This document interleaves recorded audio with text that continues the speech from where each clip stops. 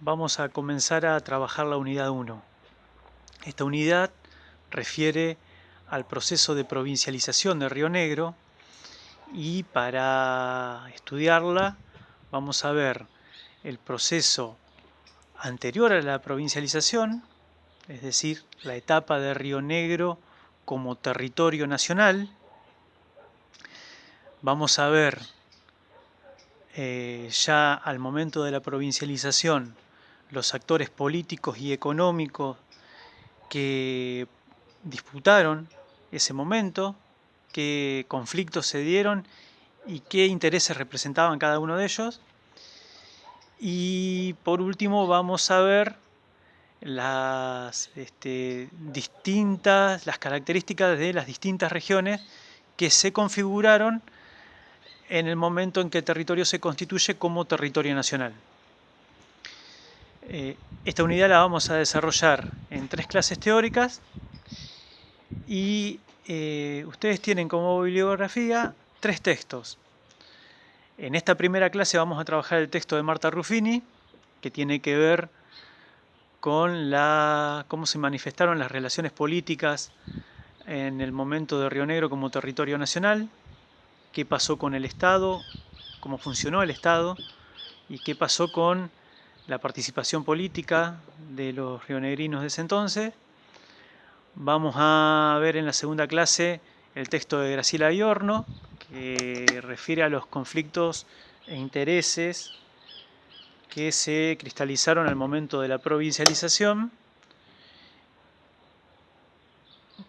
Y por último, el texto de Winterbaum nos va a servir para caracterizar a las diferentes regiones que componen a Río Negro en ese momento, y esas características yo diría que muchas de esas persisten hasta hoy, porque nosotros cuando vemos, vamos a ver que en el momento en que el Río Negro se constituye como territorio, el Valle Inferior adquiere su perfil administrativo, ¿no? En Viedma. El Valle Inferior con Viedma como principal ciudad adquiere su perfil administrativo.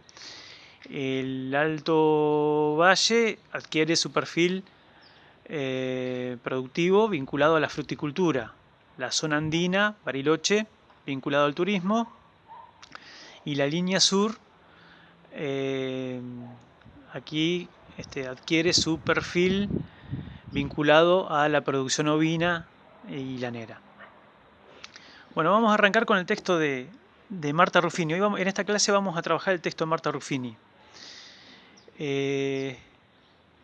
Marta Ruffini aborda el periodo en que Río Negro se constituye como territorio nacional. Para esto es importante señalar cómo se llega al momento de esta constitución. ¿Por qué Río Negro se constituye como territorio nacional? Y esto se da inmediatamente a la campaña militar que lleva adelante el Estado argentino para incorporar las tierras del sur. Yo le digo mal llamada campaña del desierto, ¿no? Conquista del desierto. Por esta idea, ¿no?, de que un desierto no se lo conquista, se lo ocupa. Y acá no había un desierto, sino que había poblaciones y eran los pueblos originarios los que estaban asentados en este territorio. Entonces, el Estado Nacional lleva adelante la campaña militar para incorporar estos territorios del sur de la Patagonia. Y el propósito de sumar estas tierras tenía que ver con sumar estas tierras a la producción económica. Argentina en ese momento se incorpora al capitalismo mundial como productor de materias primas. Y materias primas más que nada vinculadas al agropecuario. Cereales, carne, trigo, maíz, lana. Entonces para eso era importante incorporar tierras, era central. Y además incorporar estas tierras del sur le permitía destinar las tierras más fértiles, las tierras de la pampa húmeda, a la producción de cultivos más rentables, como trigo, maíz y otras producciones como la carne, que eran mucho más rentables que la producción lanera, que la producción de carne ovina y lana. Entonces, la incorporación de estas tierras permitía destinar las tierras de la pampa húmeda a la producción de esos cereales y de la carne, que era mucho más rentable, y dejar estas tierras para la producción de carne ovina y de lana. ¿Por qué estas tierras para carne ovina y lana? Porque bueno, en estas tierras ya sabemos que las tierras de la Patagonia son más áridas y el clima es mucho más hostil. No tienen la fertilidad que tienen las tierras de la pampa húmeda. Entonces había que correr la producción ovina, las ovejas, que son mucho más resistentes a este clima, correrlas para el sur y dejar esas tierras destinadas a los cereales más rentables, a los cereales y las producciones más rentables. Así, bueno, una vez que el Estado Nacional avanza sobre estos territorios, llega el momento de organizar política y administrativamente las tierras incorporadas, o sea, asentar una unidad administrativa y política. Y lo que se hace no es conformar provincias como pasó posteriormente, no es constituir y crear provincias, sino lo que se hace es, primero, en 1878, cuando se incorpora en esta tierra, crear la gobernación de la Patagonia, cuya capital era Viedma, que en ese momento se llamaba Mercedes de Patagones, perdón. Viedma no se llama Viedma desde su fundación, se llamaba Mercedes de Patagones, y se constituye a Mercedes de Patagones, lo que actualmente es Viedma, como capital de la Patagonia. Por eso nosotros vemos que hoy a Viedma se la llama la capital histórica de la Patagonia, y es por esto, es la capital de la gobernación de la Patagonia. Que abarcaba todo el territorio, abarcaba desde aquí, desde Patagones y Viedma, hasta Tierra del Fuego. Cuando se dan cuenta que era un territorio muy vasto, se decide dividirlo en territorios nacionales. Y ahí surgen los territorios nacionales de Río Negro, Neuquén, Chubut, Santa Cruz y Tierra del Fuego. Ya cuando el territorio nacional, ya cuando Río Negro se conforma como territorio nacional, se le cambia el nombre a Viedma. Álvaro Barros, que era un gobernador designado por el Estado Central, decide que a Mercedes de Patagones se le cambie el nombre y se le ponga Viedma, que es el nombre de su fundador. Bueno, los territorios nacionales no tienen la misma organización que una provincia. ¿Por qué? Porque primero no hay un Estado provincial, no hay autonomía. Las provincias tienen autonomía, es decir, designan a sus autoridades y administran sus recursos y toman decisiones con sus recursos. Toman las decisiones de ver a dónde se va a asentar una escuela, construir caminos, toman distintas decisiones que no tomaban las oficinas del Estado asentadas en el territorio nacional. Los territorios nacionales dependían directamente del Poder Ejecutivo Nacional, del Estado Central. Y era el Estado Central el que designaba las autoridades. Y además el que designaba los recursos que iban a manejar esas autoridades que iban a estar en los territorios nacionales. Por lo tanto, los habitantes de los territorios nacionales no elegían a las autoridades, sino que venían directamente designadas por el Poder Ejecutivo Central. O sea, no votaban representantes. Y además de no votar representantes, los administradores que venían del Poder Central manejaban los recursos que el Estado Nacional les asignaba. Y el Estado Nacional además se hacía de los recursos provinciales. Es decir, las rentas que se generaban de la explotación de los recursos naturales, de los impuestos y de distintos ingresos que provenían del territorio de Río Negro iban a parar a las arcas del Estado Nacional. Los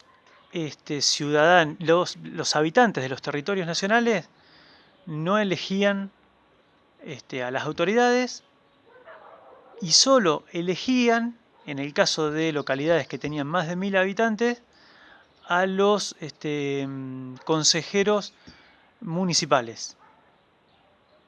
Por eso Marta Ruffini habla de una ciudadanía restringida y lo llama, tomando un concepto de Quiroga, ciudadanos nominales, porque los habitantes de los territorios nacionales tenían las obligaciones de cualquier ciudadano, pero no poseían derechos políticos. Veían restringidos sus derechos políticos porque no podían votar a sus representantes. Entonces, ahí aparece otra categoría de Marta Ruffini, que es la de republicanismo tutelado.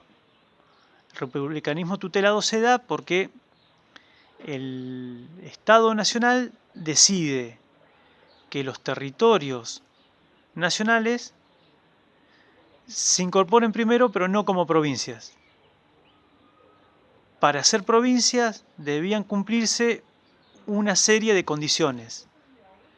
Y esas condiciones tenían que ver con que los habitantes vayan adquiriendo progresivamente principios republicanos y vayan desarrollando capacidades cívicas. Ahora bien, la pregunta es ¿por qué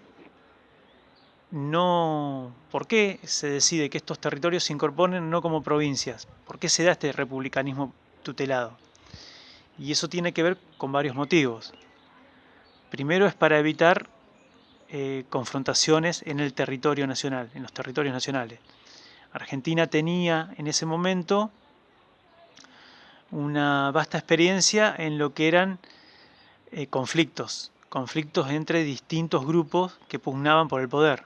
Entonces, para que eso no pase en los territorios nacionales, para evitar etapas disolutivas, se decide que se incorporen como territorios nacionales.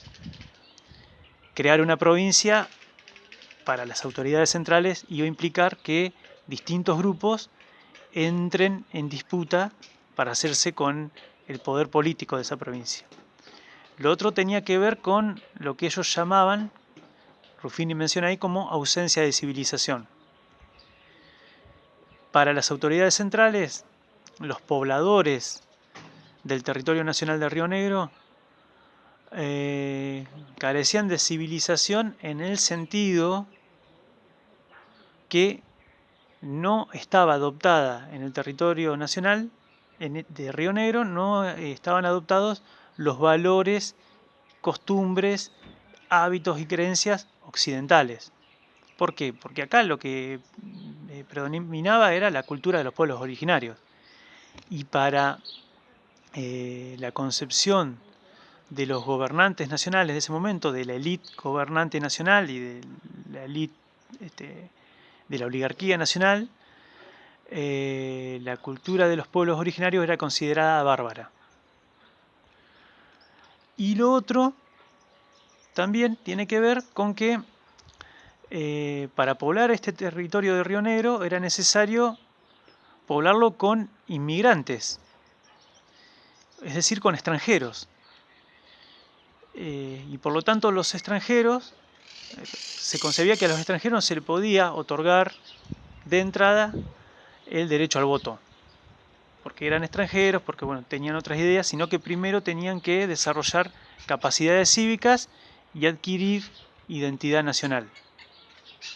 Y lo otro también tiene que ver con que promover en el territorio nacional, promover la creación de una provincia, si había grupos que empezaban a disputar el poder, eso podía llevar a que algún grupo se alíe con Chile, ¿no? Chile, que era país vecino, que tenía intereses sobre los territorios de la Patagonia. Entonces, eso era visto como peligroso. Decían, si empieza a haber disputa entre grupos en los territorios nacionales, eso podría llevar a que algún grupo se alíe con Chile y Chile pueda hacerse o pretender hacerse de estos territorios.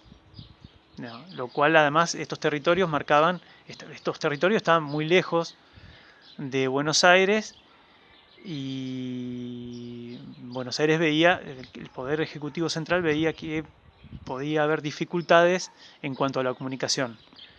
Y esas dificultades, o sea, generaban todo un contexto en el cual, según la creencia de estos gobernantes, según las ideas de estos gobernantes, Chile podría llegar a aprovecharse. Bueno, esto es la primera clase. Estoy abierto a cualquier tipo de consulta, dudas e inquietudes. Un saludo. Nos vemos en la segunda clase.